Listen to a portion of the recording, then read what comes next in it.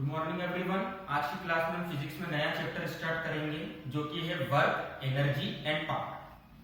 तो चैप्टर की हेडिंग लगाते हैं work, energy and power. Out of frame तो नहीं है, सबको दिख रहा है? चलो, तो देखो इस चैप्टर में बेसिकली हम तीन टर्म के बारे में पढ़ेंगे कि वर्क क्या होता है, कितने टाइप के वर्क होते हैं। फिर हम इस चैप्टर में पढ़ेंगे वर्क एनर्जी थ्योरम करके क्या चीज होती है। फिर कंजर्वेटिव वर्क फोर्सेस क्या होते हैं, नॉन कंजर्वेटिव फोर्सेस क्या होते हैं, और एनर्जी और पावर के बारे में कुछ कुछ चीजें पढ़ेंगे। तो ये चैप्टर इंटरेस्टिंग भी होने वाला है काफी, है ना। तो स्टार्ट करते हैं आज का हमारा टॉपिक वर्क। देखो अभी आपको कुछ दिनों पहले क्या मिला था, असाइनमेंट मिला था। तो असाइनमेंट में आप क्या करते थे, घर में टेबल पर बैठ के या अपनी किसी भी एक जगह पर बैठ के लिखते थे। तो आप क्या बोलते थे कि हम क्या कर रहे हैं, वर्क कर रहे हैं, है ना। या आपको कुछ वर्क दिया गया लैपटॉप के ऊपर, आपको कुछ चीज करना है, जैसे कुछ टाइप करना है लैपटॉप के ऊपर, कुछ एंथम वगैरह लिखना है, तो आप उसको लिख रहे हो। तो आप क्या कर रहे हो, आप क्या बोलोगे कि हम क्या कर रहे हैं, वर्क कर रहे हैं।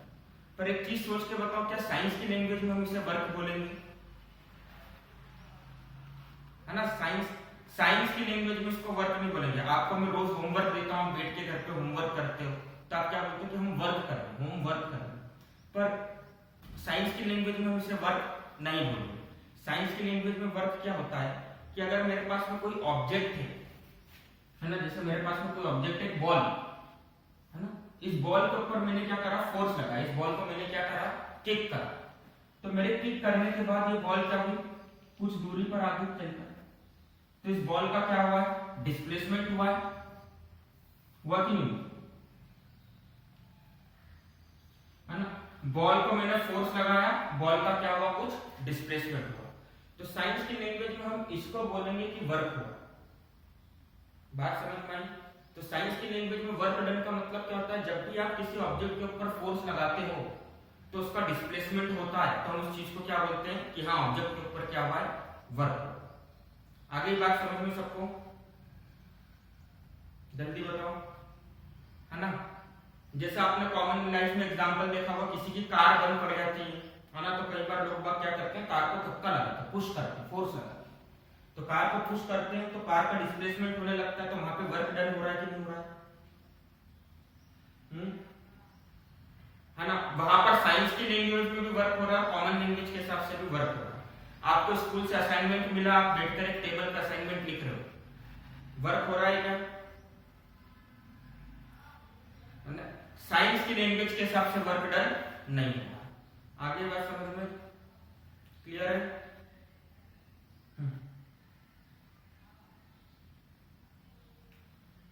हाँ तब हाँ वेरी गुड। देखो वर्क डन कब नहीं और कब नहीं होगा वर्क डन, आपने किसी ऑब्जेक्ट को, जैसे मेरे पास में ये दीवार, इस दीवार पर मैंने फोर्स लगाया, क्या ये दीवार का डिस्प्लेसमेंट हो रहा है, मतलब तो भी वर्क डन नहीं हुआ, है ना। तो भी हम क्या बोलेंगे, वर्क नहीं हुआ। या किसी ऑब्जेक्ट पे मैं परपेंडिकुलर फोर्स लगाता हूं और उसका डिस्प्लेसमेंट कैसा होता है, फोर्स के परपेंडिकुलर होता है। किसी ऑब्जेक्ट पे मैंने फोर्स लगाया और उसका डिस्प्लेसमेंट कैसा हुआ, फोर्स के लगने के परपेंडिकुलर। तो ऐसे को भी हम क्या बोलेंगे, इस केस को भी हम क्या बोलेंगे कि कोई वर्क नहीं है, उसको हम समझेंगे, है ना। अभी एग्जांपल की हेल्प से समझाऊंगा उसको। पर अभी वर्क का बेसिक आइडिया सबको पता चल गया कि जब भी हम किसी ऑब्जेक्ट के ऊपर फोर्स लगाते हैं तो उसका डिस्प्लेसमेंट होता है, और इस फिनोमिना को हम क्या बोलते हैं, वर्क डन। इस प्रॉपर्टी को हम क्या बोलते हैं, इसको जल्दी बताओ, वर्क डन। तो देखो यार, force vector quantity, displacement vector quantity, हाँ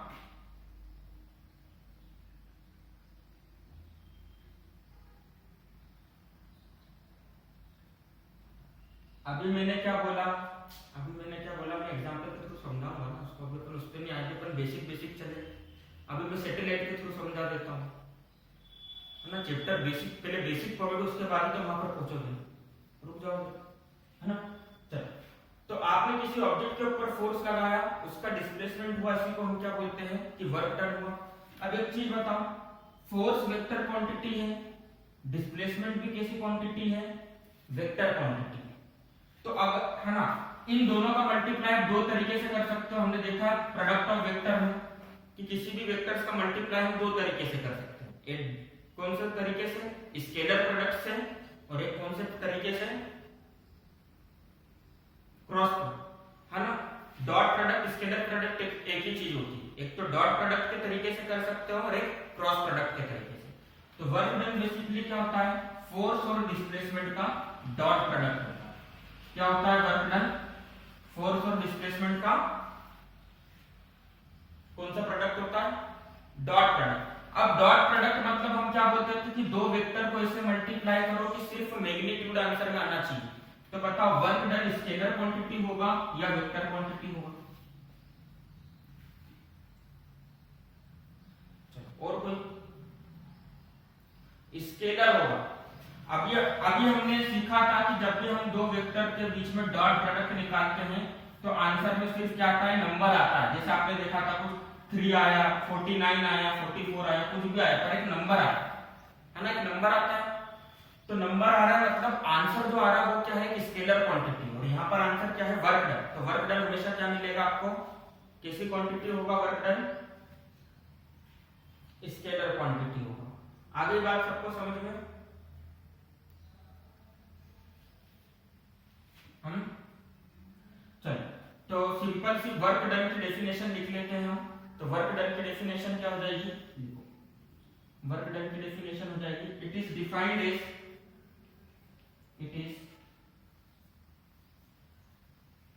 डिफाइंड एज। कैसे डिफाइन करोगे वर्क डन को, स्केलर प्रोडक्ट और डॉट प्रोडक्ट ऑफ, स्केलर या डॉट प्रोडक्ट ऑफ, किस किस का स्केलर या डॉट प्रोडक्ट होगा, force and displacement. Work done is defined as scalar और dot product of force and displacement. ठीक है, तो ये तो हमने डायरेक्टली फॉर्मूला बेसिस डेफिनेशन दे दी, लिख लो उसको। अच्छा, यूनिट क्या हो जाएगी वर्क डन की, फोर्स और डिस्प्लेसमेंट का मल्टीप्लाई होगा। कौन बताएगा यूनिट क्या हो जाएगी,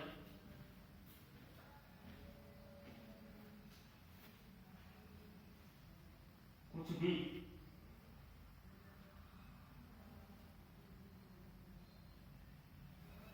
वर्क डन की यूनिट जूल होगी। जूल के पहले और क्या बोल सकते,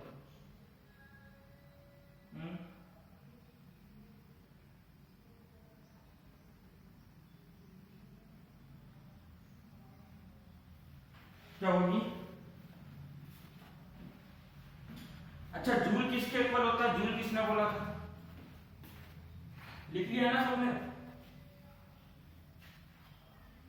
चलो मैं सिर्फ ऊपर कम लिख लो पहले, फिर हम बात करें।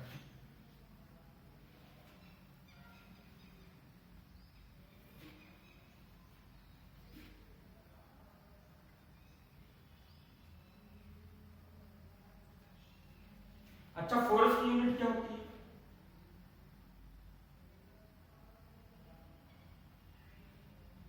डाइन और न्यूटन। और डिस्प्लेसमेंट की,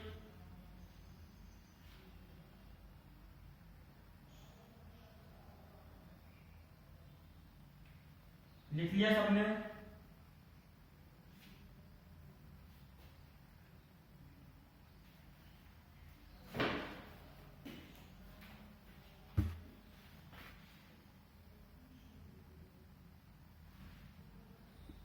अब ठीक है,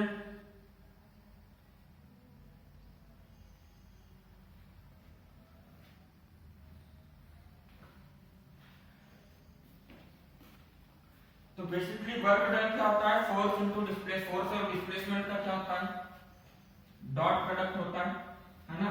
तो work done by a constant force is equals to the scalar product of force and displacement, है ना। Work done by a constant force, हम किसकी बात करेंगे वर्क डन में, कैसे फोर्स की बात करेंगे, generally constant force is equal to the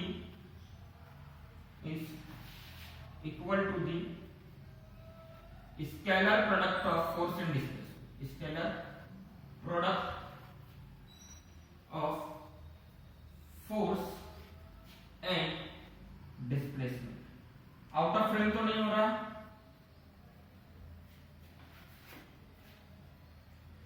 थोड़ा सा लिख लूंगा अगली बार से। चलो तो अभी हमने देखो इधर ध्यान दो, वर्क डन का फार्मूला देखा, फोर्स और डिस्प्लेसमेंट का क्या होता है, डॉट प्रोडक्ट।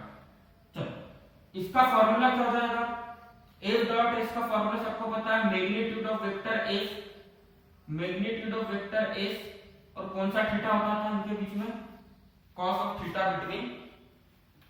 अच्छा मैग्नीट्यूड को मैं डायरेक्टली ऐसा लिख सकता हूं, देखो वेक्टर के अंदर क्या होता है, ये सिंबल बताता है मैग्नीट्यूड और उसके ऊपर आप एरो बना देते हो तो वो क्या बताता है, डायरेक्शन, अगर आपको याद हो, है ना। तो क्या मैं इसको डायरेक्टली ऐसा लिख सकता हूं कि vector work done equals to F S cos theta, क्या लिख सकता हूं, एफ एस कॉस थीटा लिख सकता हूं कि नहीं लिख सकता हूं।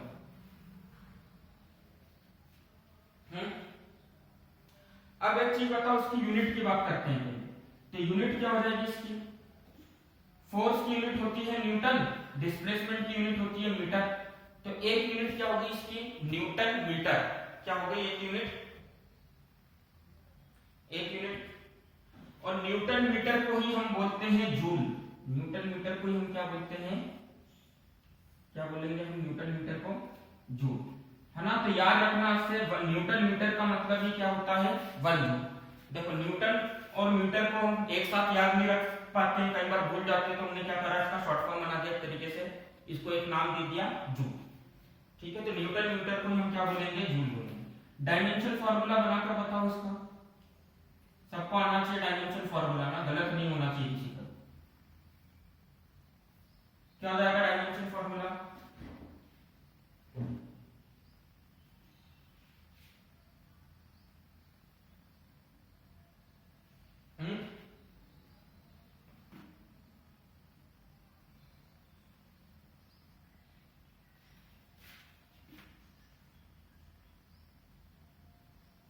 सही में।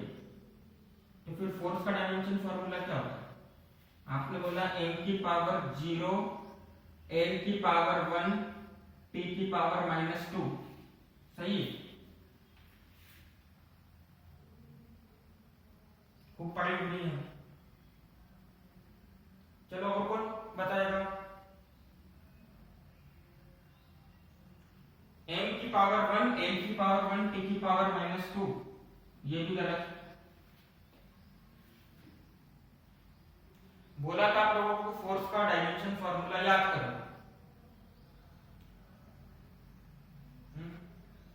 कौन सही बताएगा,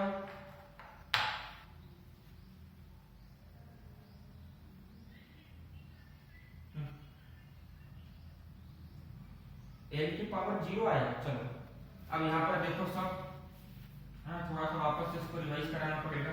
चलो फोर्स क्या होता है, न्यूटन। अच्छा फोर्स को हम क्या लिखते हैं, मास इनटू एक्सीलरेशन, मतलब फोर्स क्या हो जाएगा, मास की जगह किलोग्राम, एक्सीलरेशन की जगह मीटर पर सेकेंड स्क्वायर हो जाएगा, होगा कि नहीं होगा। और यहाँ पे डिस्प्लेसमेंट का मल्टीप्लाई हो रहा है, मतलब इसमें मीटर का मल्टीप्लाई कर दो तो क्या हो जाएगा, किलोग्राम मीटर स्क्वायर पर सेकेंड स्क्वायर। अब तो बना लो सही, क्या हो जाएगा, है ना। तो यूनिट्स के अंदर ध्यान रखो, इतनी देर से आप फोर्स का डायमेंशन फार्मूला बता रहे थे, m की पावर 1 l की पावर 1 t की पावर -2, वर्क डन में m की पावर 2 आता है। फोर्स का डायमेंशन फार्मूला सही से याद रखो, फोर्स से बहुत सारी चीजों के डायमेंशन फार्मूले बनेंगे, ठीक है, क्लियर है सबको।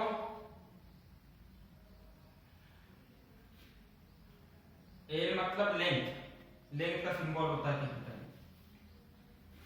मीटर की जगह पर ए आता है, किलोग्राम की जगह पर एम आता है, सेकंड की जगह पर टी आता है। अब यहाँ पर ध्यान दो, देखो वर्क डन क्या क्या हो सकता है, वर्क डन पॉजिटिव भी हो सकता है, नेगेटिव भी हो सकता है, जीरो भी हो सकता है। क्यों, क्योंकि वर्क डन किसके ऊपर डिपेंड कर रहा, किसके ऊपर डिपेंड कर रहा, नहीं डिस्प्लेसमेंट के ऊपर डिपेंड कर रहा है, वो तो ठीक है, पर अगर अभी हम फॉर्मूले से देखें एफ एस कॉस थीटा, तो वर्क डन किसके ऊपर डिपेंड कर रहा है? दोनों के एंगल के बीच में, दोनों के किसके बीच में डिपेंड कर रहा है? एंगल के बीच में। तो एक चीज बताओ, if theta is acute angle, अगर थीटा एक्यूट एंगल हुआ मतलब थीटा कहां तक हुआ? थीटा कहां तक हुआ? 0 डिग्री से लेकर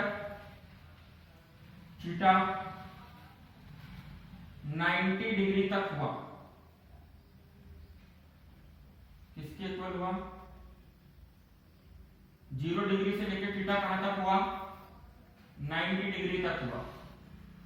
तो वर्क डन नेगेटिव होगा, पॉजिटिव होगा, क्या होगा? या तो नेगेटिव होगा या पॉजिटिव होगा। तो एक चीज बताओ, आपने cos थीटा वाली टेबल देखते आए हो क्लास 10 है ना? तो cos थीटा 0 से 90 के बीच में हमेशा कैसी वैल्यू देता है? कैसी वैल्यू देती है? पॉजिटिव। तो ऐसे वर्क डन को हम क्या बोलेंगे? Positive work done. कैसा वर्क डन बोलेंगे? पॉजिटिव वर्क डन, है ना? चलो, 0 से 90 के बीच में हुआ तो हम उसको क्या बोलेंगे? Positive work done. 90 के इक्वल नहीं होना चाहिए। 90 के इक्वल वाला केस में सबसे लास्ट में बताऊंगा, उसके लिए थोड़ा वेट करो, ठीक है? Positive work done. तो पॉजिटिव वर्क डन के आपने एग्जांपल कहां-कहां देखे हैं? पॉजिटिव वर्क डन के आपने एग्जांपल कहां-कहां देखे?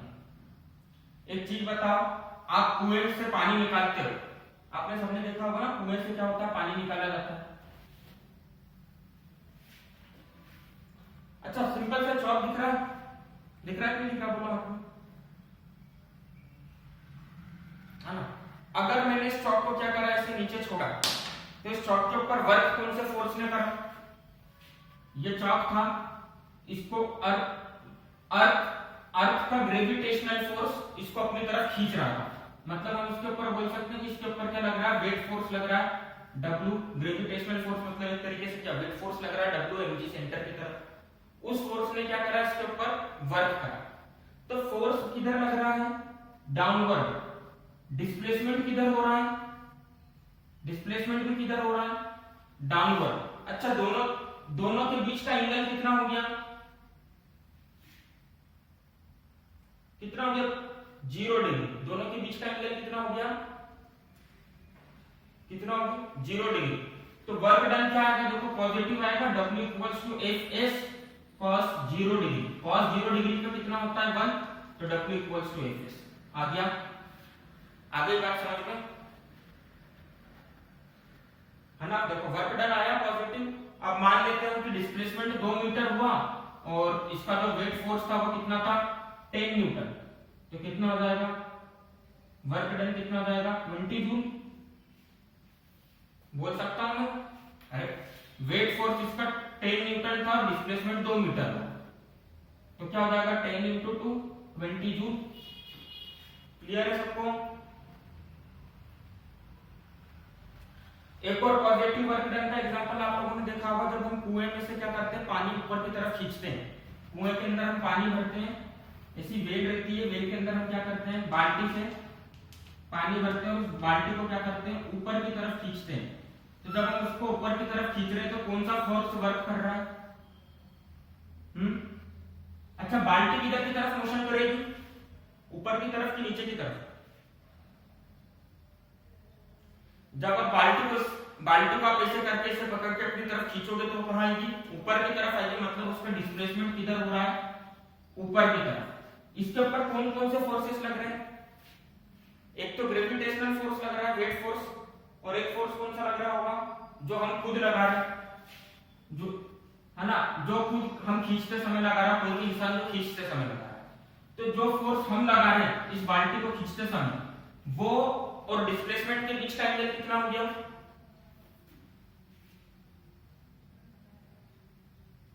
कितने डिग्री एंगल होगा? 0 डिग्री। 90 डिग्री कहां से हो गया है? कैसी बातें करते हो तुम? हाँ, थोड़ा सोच के बोलो। आप क्या कर रहे हो? क्या कर रहे हो? ऐसा वेल है, उसमें से आप बाल्टी भर के पानी बाहर खींच रहे हो, तो आप फोर्स ऊपर की तरफ लगा रहे हो। बाल्टी भी ऊपर की तरफ आ रही है पानी की, मतलब फोर्स भी ऊपर की तरफ लग रहा है, डिस्प्लेसमेंट भी ऊपर की तरफ हो रहा है। तो दोनों के बीच में एंगल कितना होगा? 0 डिग्री होगा ना दोनों के बीच में एंगल। अब एक चीज बताओ, मान लो बाल्टी से पानी भरते भरते एकदम से बाल्टी हमारे हाथ से छूट गई, तो अभी इसके ऊपर एक और फोर्स लग रहा है, और वो फोर्स कौन सा है? Weight force. वेट फोर्स कहां होगा, कहां लगेगा? नीचे की तरफ। बाल्टी अब किधर जाना चालू, बाल्टी किधर जाना चालू कर देगी? नीचे की तरफ। बाल्टी छूट जाएगी तो बाल्टी नीचे की तरफ जाना चालू कर देगी। इसका मतलब अभी भी इसका वर्क डन कैसा होगा? पॉजिटिव होगा कि नेगेटिव?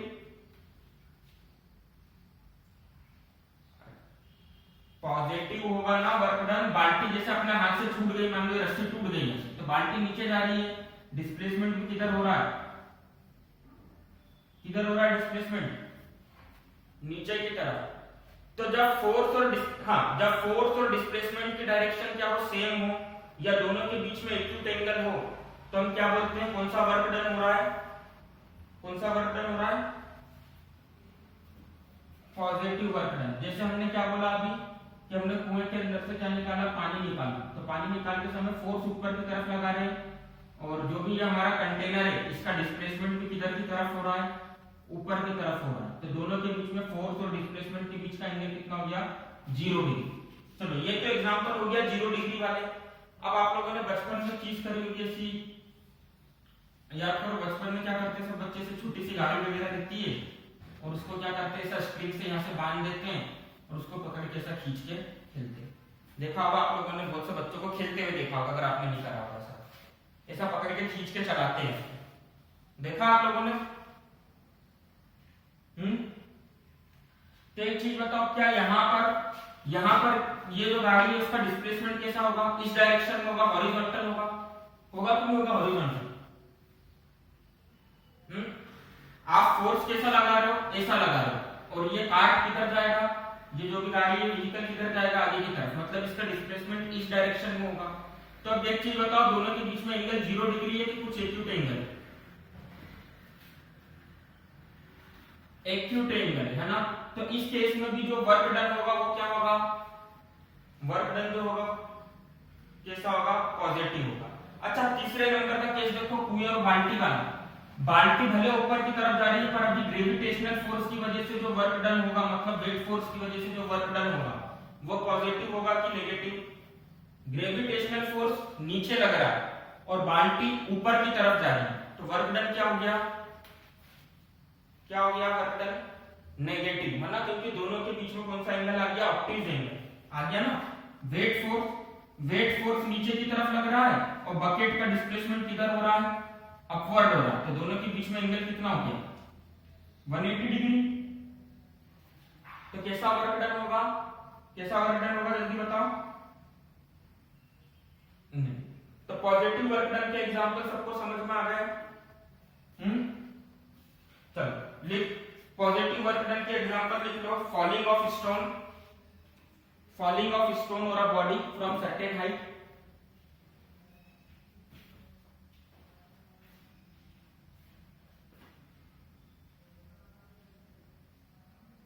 है ना, लिख लिया। Falling of a stone from a certain height, pulling out, second लिखो, pulling out of bucket, pulling out a bucket of water from well, pulling out a bucket of water from well by means of rope, रस्सी की मदद से ना।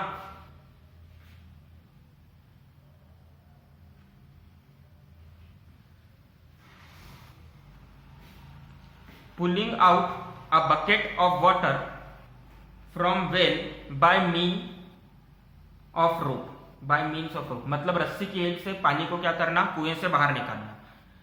और acute angle वाला example क्या हो जाएगा? ऐसे एग्जांपल आपने और कहां देखें? Horse cart.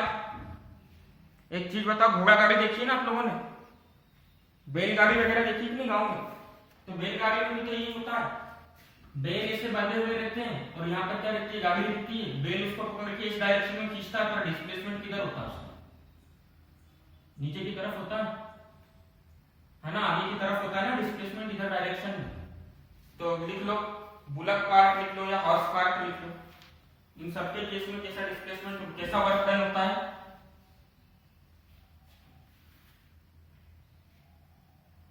Positive work done. हाँ, सब दूर होता है, ट्रेन के अंदर भी वर्क डन होता है, पॉजिटिव वर्क डन होता है।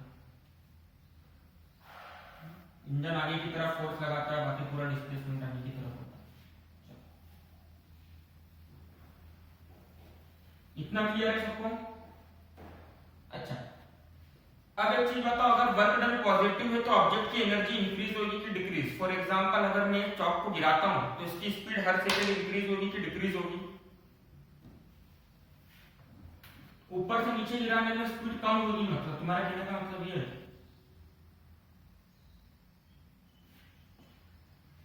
स्पीड बढ़ेगी, सबको पता है, हमने इस चीज का एग्जांपल देखा था नॉन यूनिफॉर्म मोशन में, है ना। यूनिफॉर्मली एक्सेलरेटेड मोशन में एक्सेलरेशन लगता है तो स्पीड हर बार क्या होती है, इंक्रीज होती है ना। स्पीड क्या होगी, जब भी हम किसी पत्थर को खड़े करके छत से गिराएंगे तो उसकी स्पीड हर सेकंड इंक्रीज होगी, है ना। क्यों इंक्रीज होगी? क्योंकि वर्क डन कैसा हो रहा है, ग्रेविटेशनल फोर्स कैसा वर्क डन कर रहा है, पॉजिटिव। तो जब भी पॉजिटिव वर्क डन होता है तो एनर्जी क्या होती है, इंक्रीज होती है। लिख लो, energy is increased during positive work done. जब भी पॉजिटिव, बुलक कार्ट और हॉर्स कार्ट, बैलगाड़ी और घोड़ा गाड़ी,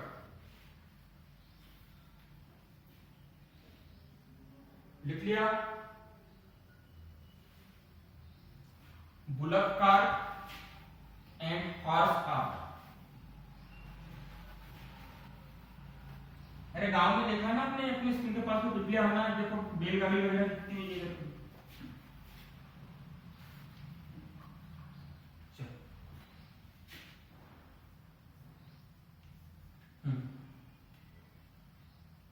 energy is increased, positive work done होगा तो एनर्जी इंक्रीज होगी कि डिक्रीज होगी? तो आपको खुद को सोचना है कि अगर ये पत्थर इसको आप गिराओगे ऊपर से तो क्या होगा, इसकी वेलोसिटी हर बार क्या होगी, इंक्रीज हो रही है, इसकी स्पीड इंक्रीज हो रही है, मतलब इसकी क्या होगी, हर सेकंड इसकी एनर्जी इंक्रीज हो रही है। ठीक है, क्लियर है ना। अच्छा, तो वो तो नेगेटिव वर्क डन हो गया ना, तो तुम उसको ऊपर फेंक रहे हो तो ग्रेविटेशनल फोर्स कैसा वर्क कर रहा है उसके ऊपर? एक चीज बताओ, अगर मैंने ग्राउंड पे खड़ा हूं और इस पत्थर को मैंने ऊपर की तरफ फेंका तो ग्रेविटेशनल फोर्स कैसा लगेगा इसके ऊपर? नीचे, वेट फोर्स नीचे लग रहा है, इसको मैं भी बोल देता हूं gravitational force Fg। Gravitational force नीचे लग रहा है और पत्थर का डिस्प्लेसमेंट ऊपर हो रहा है, पत्थर ऊपर जा रहा है, डिस्प्लेसमेंट ऊपर हो रहा है, तो दोनों के बीच में एंगल कितना डिग्री का हो गया? ये फोर्स और ये डिस्प्लेसमेंट कितने डिग्री का एंगल हो गया दोनों के बीच में? मतलब नेगेटिव वर्क डन हो गया ना। इसलिए कई बार क्या होता है, जब हम जैसे मैं चॉक को ऊपर फेंकूंगा तो चॉक शुरू में तेजी से जाएगा, धीरे धीरे इसकी स्पीड स्लो होती जाएगी और एक कंडीशन आएगी इसकी स्पीड 0, फिर चॉक नीचे आना चालू कर देगा। नीचे क्यों आना चालू करेगा? क्योंकि इसके ऊपर ग्रेविटेशनल फोर्स अभी भी वर्क कर रहा है। तो लिखो दूसरा work done, negative work done. Negative work done क्या हो जाएगा? Negative work done, work done का फॉर्मूला था W equals to Fs cos theta. Theta क्या हो जाएगा?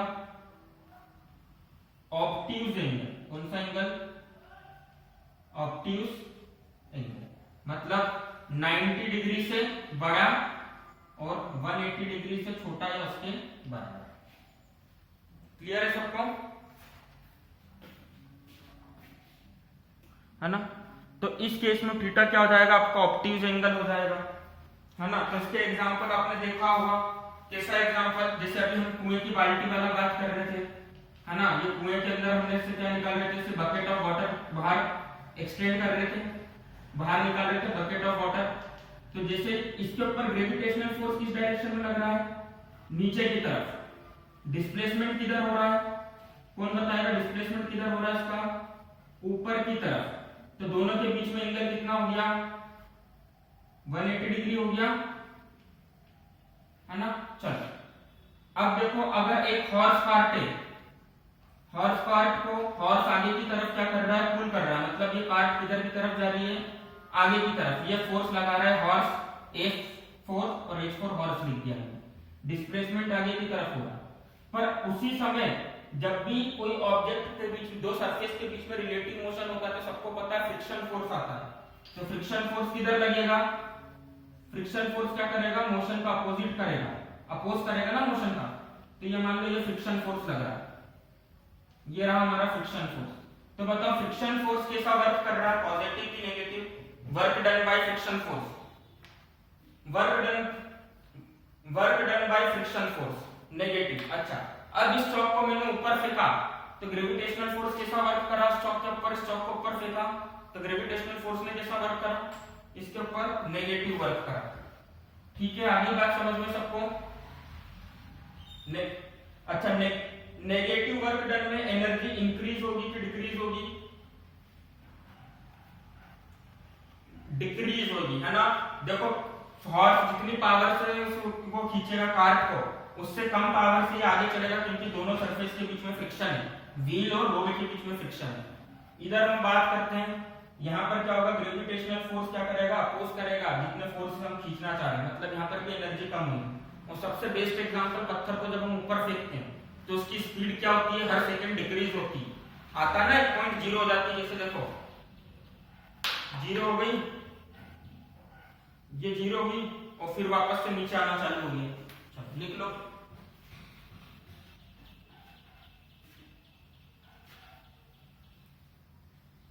लिख लिया, हाँ